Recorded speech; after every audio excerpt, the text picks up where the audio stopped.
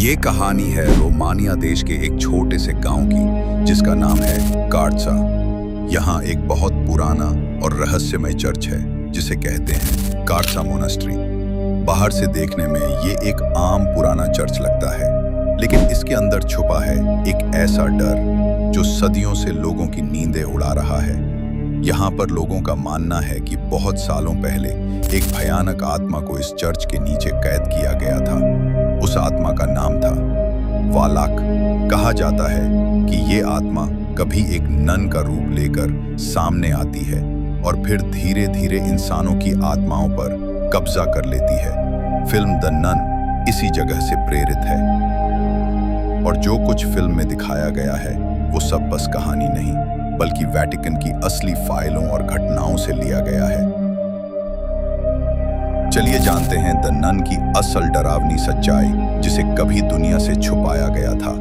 और ये सब जानेंगे सिर्फ हिस्ट्री 123 पर। चैनल को सब्सक्राइब करिए और वीडियो को अंत तक जरूर देखिए।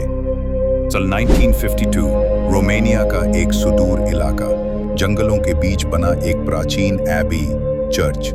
एक रात वहां से एक खबर आती है, एक नन ने आत्महत्या कर ली। मगर सवाल उठता है, एक नन जो ईश्वर को समर्पित है, वो खुद को फांसी क्यों लगाएगी?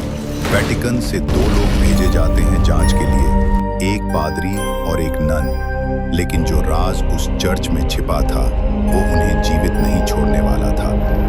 एड और लोरेन वॉरेन, अमेरिका के सबसे प्रसिद्ध पैरानॉर्मल इन्वेस्टिगेटर।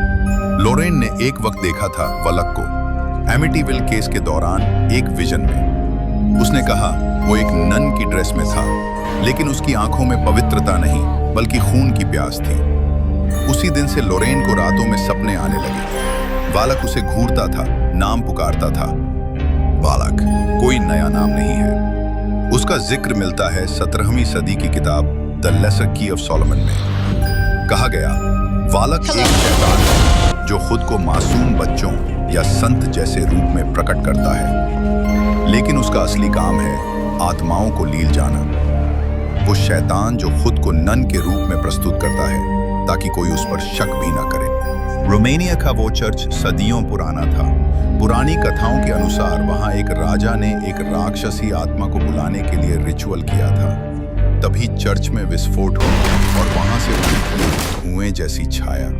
वालाक पादरियों ने उस आत्मा को पवित्र रक्त से सील कर दिया था, लेकिन वर्ल्ड वॉर 2 के बम धमाकों ने वो सील तोड़ दी। अब वालाक आजाद था,